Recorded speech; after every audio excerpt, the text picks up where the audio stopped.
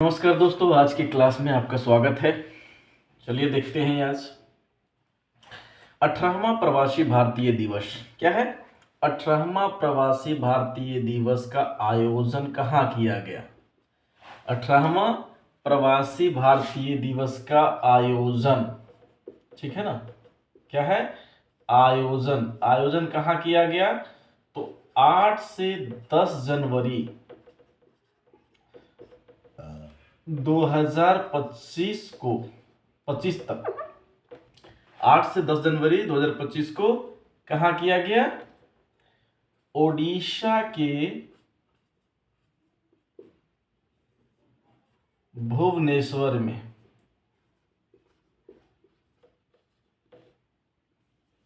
भुवनेश्वर में किया गया किसका, 18वां प्रवासी भारतीय दिवस का आयोजन। तो आप सबसे पहले पूछता है कि 18वां भारतीय प्रवासी दिवस जो था वो कहाँ आयोजित की गई, वो उड़ीसा आ गया। उड़ीसा अगर राज्य का नाम पूछता है तो उड़ीसा होगा, अगर स्थान का नाम पूछता है तो भुवनेश्वर होगा। अब है कि जब ये जो प्रवासी भारतीय दिवस है वो कब मनाया जाता है, क्योंकि हमने तो ये 2 डेट दे रखा है, 8 से 10 जनवरी तक वहां एक चल रही है फंक्शन जिसमें ये उड़ीसा के भुवनेश्वर में है। लेकिन ये कब मनाया जाता है तो प्रवासी भारतीय दिवस जो होता है वो 9 जनवरी को मनाया जाता है। कब, 9 जनवरी को प्रवासी भारतीय दिवस मनाया जाता है। कब, 9 जनवरी को। 9 जनवरी को कब, 9 जनवरी को 9 जनवरी को प्रवासी भारतीय दिवस मनाया जाता है। अब ये जो है किस लिए मनाया जाता है, आखिर जब 9 जनवरी को प्रवासी भारतीय दिवस मनाया जाता है तो किस उपलब्ध में, किसकी स्मृति में ये मनाई जाती है। कहते हैं ना कि हर चीज का एक स्मृति होता है, तो किसकी स्मृति में 9 जनवरी को प्रवासी भारतीय दिवस मनाया जाता है। तो 9 जनवरी 1915 को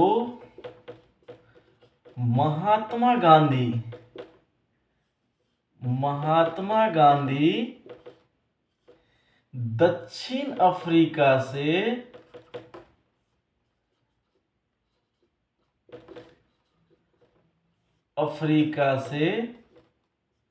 भारत वापस आए थे। भारत वापस आए थे। अंग्रेजों की लड़ाई को लड़ते हुए उन्होंने साउथ अफ्रीका में काफी समय व्यतीत किया था और उसे विजिट करने के बाद 9 जनवरी 1915 को महात्मा गांधी दक्षिण अफ्रीका से भारत आए। इसी के उपलक्ष्य में क्या मनाया जाता है, प्रवासी भारतीय दिवस मनाया जाता है। कितने जनवरी को, 9 जनवरी को। तो क्या है, प्रवासी भारतीय दिवस कब मनाया जाता है, 9 जनवरी को। सबसे पहला यानी प्रथम बार इसे पहली बार वर्ष 2003 में मनाया गया था। कब मनाया गया था, वर्ष 2003 में मनाया गया था। प्रवासी भारतीय दिवस पहली बार वर्ष 2003 में मनाया गया था। कब मनाया गया था, वर्ष 2003 में मनाया गया था। अब इसका प्रवासी भारतीय दिवस 2025 का थीम क्या था, थीम क्या है, विषय क्या है 2025 का थीम, कि कब का है, 2025 का थीम क्या है इसका। तो 2025 का थीम इसका है विकसित भारत के लिए प्रवासियों का योगदान। क्या है, विकसित भारत के लिए प्रवासियों का योगदान।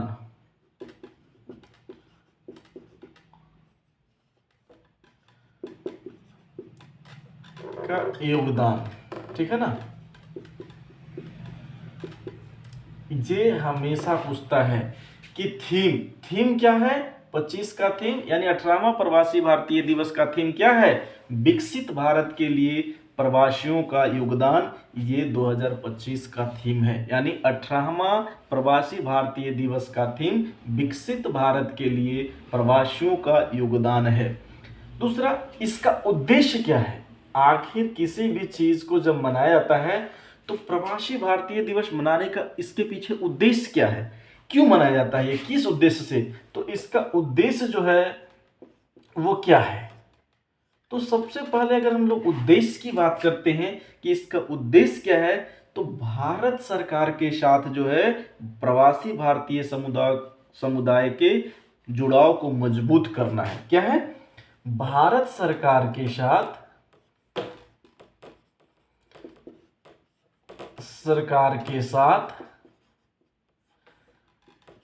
प्रवासी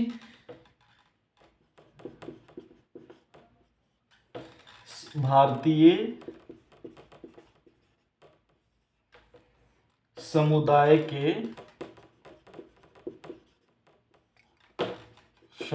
के जुड़ाव को मजबूत करना है। क्या है? जुड़ाव को मजबूत करना है, ठीक है ना, मजबूत करना, यही उसका उद्देश्य है कि जो बाहर रह रहे हैं भारतीय हैं, जो विदेशों में रह रहे भारतीय हैं, उनकी जो है जुड़ाव भारत के साथ हमेशा बनी रहे। क्या हो? बनी रहे।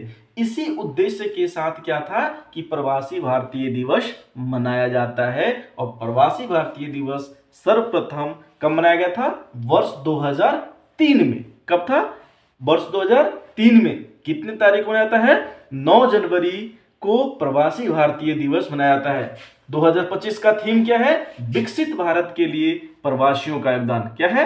विकसित भारत के लिए प्रवासियों का योगदान। इसका उद्देश्य क्या है? भारत सरकार के साथ प्रवासी भारतीय समुदाय के जुड़ाव को मजबूत करना। समझ गए?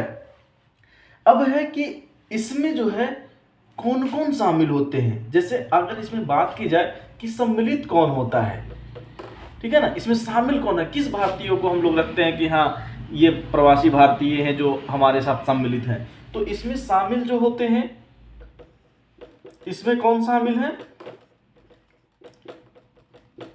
शामिल कौन होते हैं? तो सबसे पहला जो होता है इसमें शामिल जो है वो है अनिवासी भारतीय। अनिवासी भारतीय, ठीक है ना, अनिवासी भारतीय। अब सबसे पहले अनिवासी भारतीय जिसको हम लोग एनआरआई कहते हैं।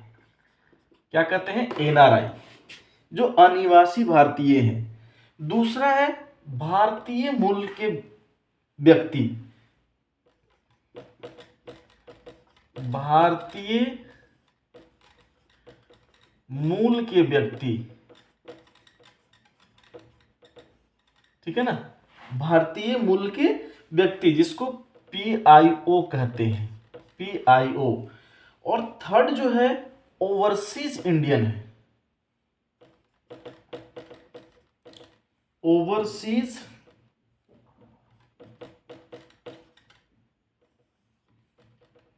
Citizen of India, citizen sorry overseas citizen of India.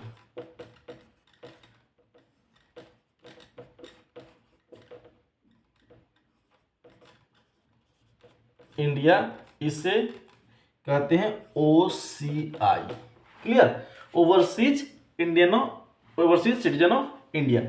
इन तीनों को ही इसमें सम्मिलित किया गया है। लेकिन सबसे बड़ी प्रॉब्लम क्या होती है कि सबसे पहला हमें समझना हो कि अनिवासी भारतीय किसे कहते हैं।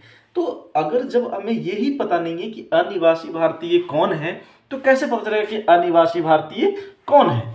तो अनिवासी भारतीय हैं, एनआरआई जिसको कहते हैं, वो है कौन? वैसे नागरिक जो भारत के तो पासपोर्ट रखते हैं, उनके पास भारतीय पासपोर्ट होता है, लेकिन काम के सिलसिले से हमेशा बाहर आते जाते रहते हैं, मतलब विदेशों में रहते हैं। उनका निवास स्थान मूल रूप से विदेश में है, लेकिन विदेशी उनके पास पासपोर्ट नहीं है, हैं भारतीय।